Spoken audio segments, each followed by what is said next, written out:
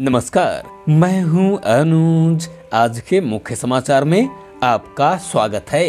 चीन ने भी माना, मोदी के नेतृत्व में भारत बदला, मजबूत होकर उभरा।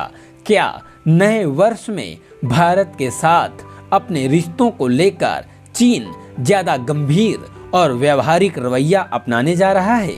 यह सवाल इसलिए उठा है क्योंकि चीन सरकार का मुखपत्र माने जाने वाले समाचार पत्र ग्लोबल टाइम्स के ताजा अंक में प्रधानमंत्री नरेंद्र मोदी के नेतृत्व में भारत की आर्थिक प्रगति, सामाजिक विकास और वैश्विक ताकतों के साथ सामंजस्य बिठाने की कूटनीति की जमकर प्रशंसा की गई है।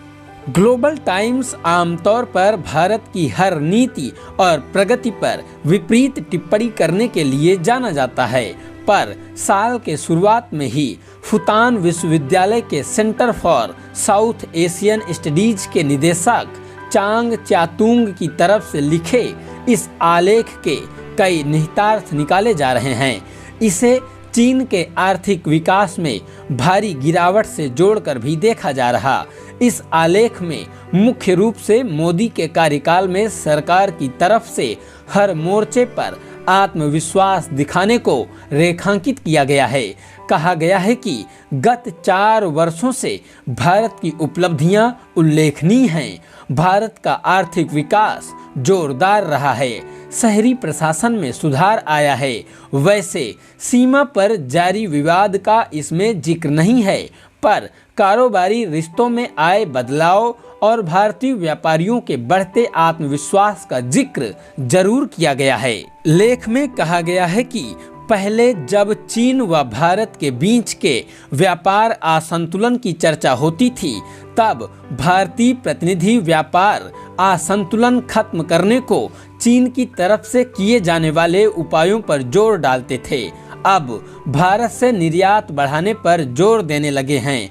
विदेश मंत्री एस जयशंकर की तरफ से भारत विमर्श की अवधारणा देने और भाजपा की तरफ से भारतीय परंपरा वाली लोकतांत्रिक व्यवस्था की बात करने का मुद्दा भी सकारात्मक दृष्टिकोण के साथ लेखक ने उठाया है।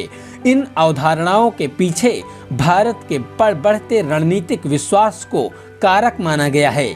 लेखक का कहना है कि अपने तेज आर्थिक और सामाजिक विकास के दम पर भारत रणनीतिक रूप से विश्वास से भरा है तथा भारत विमर्श को स्थापित करने के लिए ज्यादा सक्रिय है। लेखक की टिप्पणी है कि राजनीतिक और सांस्कृतिक पैमाने पर भारत जहां पहले पश्चिम के साथ लोकतांत्रिक सहमति बनाने पर जोर देता था, अब वहीं वह लोकतांत्रिक राजनीति में भारतीय विशेषता पर जोर देता है।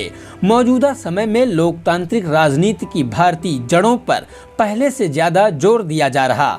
लेख कहता है कि यह बदलाव भारत की ऐतिहासिक औपनिवेशिक छाया से बाहर निकलने और स्वयं को राजनीतिक व सांस्कृतिक तौर पर एक विश्व स्तरीय प्रभावशाली देश के रूप में स्थापित करने की महत्वाकांक्षा को दर्शाता है। भारत स्पष्ट रूप से एक महान शक्ति वाली रणनीति की दिशा में आगे बढ़ रहा। इसके अलावा इस लेख में पीएम मोदी के नेतृत्व में अपनाई गई रणनीतिक विदेश नीति की प्रशंसा की गई है। अमेरिका, जापान एवं रूस जैसी प्रमुख वैश्विक शक्तियों के साथ संबंधों को मजबूत करने के लिए सामंजस्य बनाने की रणनीति पर प्रकाश डाला गया है। रूस यूक्रेन संघर्ष के मुद्दे पर भारत की कूटनीति को खास तौर पर तवज्जो देते हुए लिखा गया है कि इस मामले में भारत ने पश्चिमी देशों से अलग होते हुए विकासशील देशों के साथ अपने आप को जोड़ा है। भारत अब स्पष्ट रूप से एक महान शक्ति वाली रणनीति की दिशा में आगे बढ़ रहा है। ग्लोबल टाइम्स आगे लिखता है कि भारत ने हमेशा से अपने आप को विश्व शक्ति के तौर पर माना है, लेकिन पिछले 10 वर्षों में भारत ने अपनी नीति में बदलाव किया है। अब भारत बहुसंतुलन पर नहीं, बहुसहयोग की नीति पर आगे बढ़ रहा। अब तो यह बहुध्रुवीय दुनिया में एक ध्रुव बनने की रणनीति पर तेजी से आगे बढ़ रहा है। 4% से नीचे आ जाएगी चीन की जीडीपी ग्रोथ। भारत की अर्थव्यवस्था शानदार प्रदर्शन कर रही है। शेयर कीमतें आसमान छू रही हैं और बाजार भी कुलांचे भर रहा है। वहीं चीन की अर्थव्यवस्था 60 दशक के बाद पहली बार सुस्ती की मार झेल रही है। चीन के राष्ट्रपति शी चिनफिंग ने भी अर्थव्यवस्था में सुस्ती और बढ़ती बेरोजगारी की बात स्वीकार की है।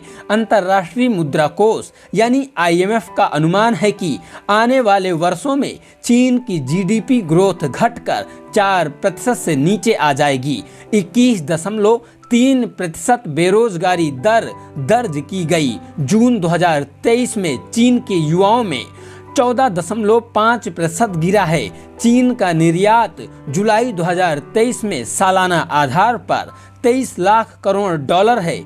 चीनी सरकार का कुल कर्ज गोल्डमैन सैक्स के अनुसार कमजोर रहेगी ग्रोथ। IMF का अनुमान है कि 2024 में रिकवरी के साथ चीन की जीडीपी ग्रोथ 5.2% रहेगी। इसके बाद गिरावट आएगी और 2028 तक अर्थव्यवस्था 3 से 4% की दर से बढ़ेगी। चीन की चुनौतियां। चीन रियल एस्टेट सेक्टर में गिरावट, घटती आबादी और उत्पादकता ग्रोथ में सुस्ती की चुनौती का सामना कर रहा है। चीन में लेबर फोर्स में गिरावट आ रही है और वैश्विक निवेश पर रिटर्न भी कम हो रहा है। वैश्विक वृद्धि में 16% योगदान करेगा भारत। भारत में एयरपोर्ट, पुल, सड़कों व स्वच्छ ऊर्जा इंफ्रास्ट्रक्चर में किया गया सरकारी निवेश आर्थिक विकास को रफ्तार दे रहा। 2024 में भारत की जीडीपी ग्रोथ 6% से अधिक रहने की उम्मीद है। IMF का अनुमान है कि वैश्विक वृद्धि में भारत की हिस्सेदारी 16% से अधिक रह सकती है। बहुत बहुत धन्यवाद।